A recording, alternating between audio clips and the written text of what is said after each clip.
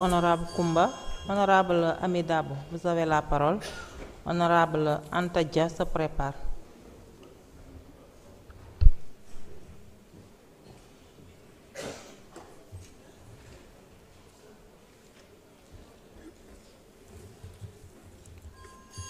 Merci, la présidente. Monsieur le ministre, maa ngi lay nuyu di nuyu say collaborateurs yëpp di nuyu DG Promojet Sophie Dione maa ngi lay nuyu bu baax a baax. Voilà, chers collègues. Monsieur le ministre, je tiens à attirer votre attention sur le phénomène de l'érosion côtière dans le département de Mbour. À Saly Portudal, au niveau de la zone de golfe, il y avait une lagune. Avec la construction de résidences tout autour de cette lagune, cette lagune fut déviée, dañ ko remblé woon. Ce qui fait que l'eau de la mer et des pluies attaque la zone côtière telle que les résidences, hôtel Teranga, le long de la côte place Savona Neptune. Loolu mu impacté lool sur l'économie du tourisme dans cette petite côte. Ñu bëggoon nga jàppale la commune de Saly. Jusqu'à présent, ce phénomène persiste. Avec le projet de la Banque mondiale qui a mis en place des digues de protection, ce qui a permis à la ville de Saly de récupérer des milliers de mètres de plage. Mais loolu noonu aussi dafa impacté au niveau de Mbour et de Mbali. Ñu bëgg nga jàppale le département de Mbour vraiment nga taxaw leen avant que ça ne soit aussi au lieu de mu gën a dégénérer wu bu baax a baax.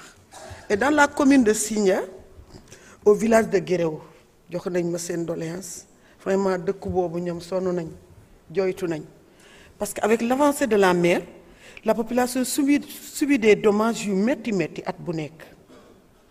Les vagues arrivent jusqu'à la côte di ci dal di yàqal sax borom gaal yi et ces vagues là ont fait tomber le mur du cimetière et même certaines maisons te dafa emporter beneen partie ci cimetière. Donc mu nekk lu metti loo xam ne vraiment war nga taxaw cette population là du village de Guéréo dans la commune de Signa. Loolu laa amoon daal pour indi monsieur le ministre nga taxaw bu baax a baax le département de Mbour afin que lii mu réglé wu. Je vous remercie. Merci beaucoup honorable. Honorable Anta Dia, vous avez la parole. Honorable Maïmouna Bousso se prépare.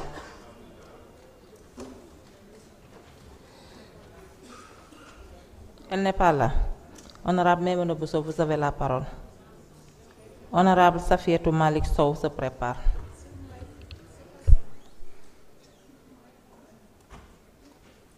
Excusez-moi, Malik Mbaye. Madame la Présidente Oulimata Sidibé, bonsoir. Monsieur le Ministre, bonsoir. Je salue vos collaborateurs.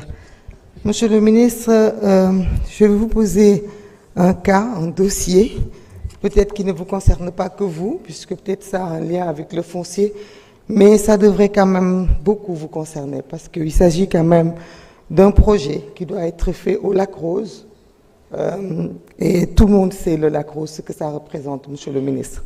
Le Lac Rose est un patrimoine mondial. On ne peut pas quand même urbaniser tout le Sénégal. Il y a des zones qui devraient quand même, ne serait-ce que pour protéger l'écosystème, être préservées. Il y a le projet Casa Orascom, qui est un projet bien sûr d'avant notre régime, mais qui met en danger l'écosystème naturel du Lac Rose. Il y a des habitants de cette zone, bien sûr, Niag ou autres, qui ne sont pas d'accord avec le projet. Mais moi, je voudrais, Monsieur le Ministre, est-ce que vous êtes au courant de ce projet? Est-ce que ce projet, vous le validez dans votre ministère?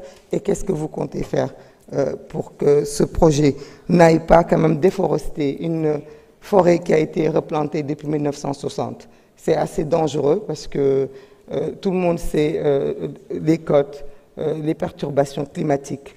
Ce projet m'inquiète.